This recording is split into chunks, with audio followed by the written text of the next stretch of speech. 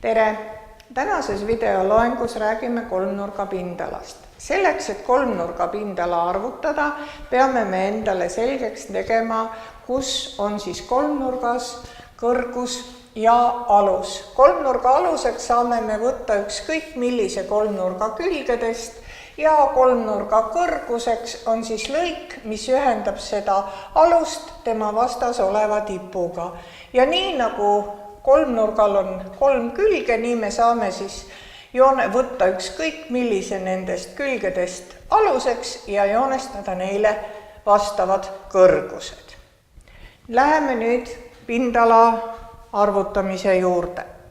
Selleks, et arvutada täisnurkse kolmnurga pindala, vaatame kõigepealt ristkülikut. Ristkülik on jaotatud diagonaaliga kaheks võrdseks täisnurkseks kolmnurgaks. Me teame, et ristküliku pindala võrdub A korda B ehk lähiskülgede korrutisega. Ja nüüd me siit siis saame, et täisnurkse kolmnurga pindala on pool ristküliku pindalast ehk valemina siis läheb kirja, et S võrdub A korda B jagatud 2-ga. Vaatame nüüd suvalist kolmnurka. Suvalise kolmnurga pindala arvutamiseks ja selle illustreerimiseks oleme siia siis võtnud kõigepealt ühe ristküliku, millele me oleme siis joonestanud kõrguse. Ja ristküliku valem siis aluse ja kõrguse kaudu on A korda H. Ja nüüd vaatame, kuidas me siis saame siit saada kolmnurga pindala valemi.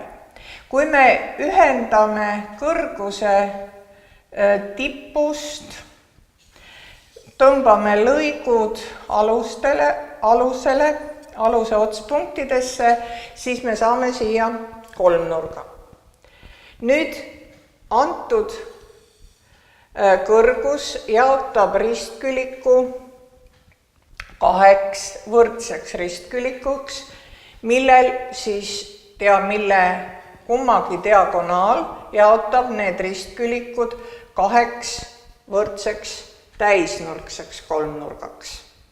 Kui me nüüd võtame selle osa ehk selle täisnurkse kolmnurga ja paigutame selle siinpoolsele kolmnurgale, sama teeme ka teisega, siis me näeme, et need kolmnurgad katavad täpselt selle kolmnurga pinna ehk on pool esialgsest ristküliku pindalast.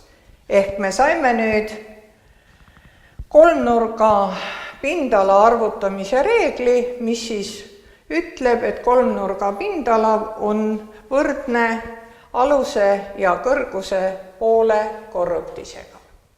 Lahendame nüüd mõningad ülesanded saadud teadmiste põhjal.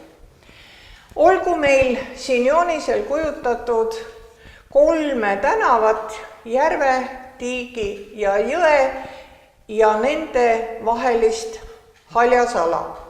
On teada, et järve ja tiigi tänav on risti, ehk siis tegemist on täisnurkse kolmnurgaga.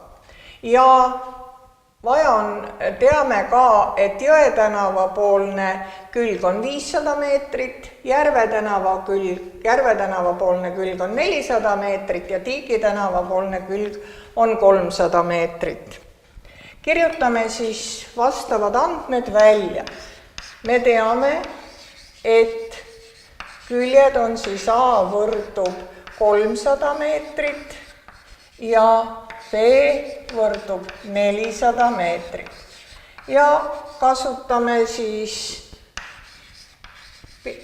kolmnurga pindala arvutamise valemit. S võrdub A korda B jagatud 2-ga, sest meil oli täisnurkne kolmnurk ja teeme siis vastavad arvutused ehk 300 meetrit korda 400 meetrit jagame 2 ja saame tulemuseks, et selle haljasala pindala on 600 ruutmeetrit.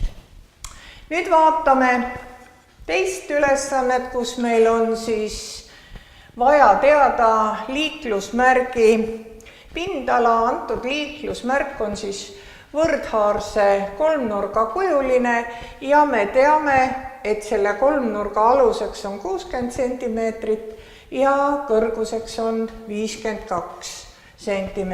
Kirjutame välja andmed.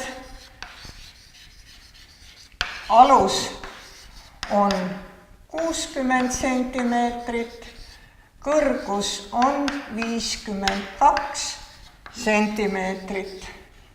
Ja lahendusena siis kasutame kolmnurga pindala arvutamise valemit, mis on siis S võrdub A korda H jagatud 2. Teeme vastavad arvutused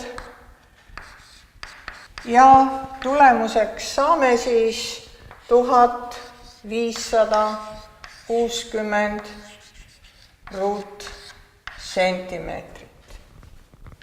Mina olen oma ülesanded lahendanud, nüüd on sinu kord, soovin sulle edu!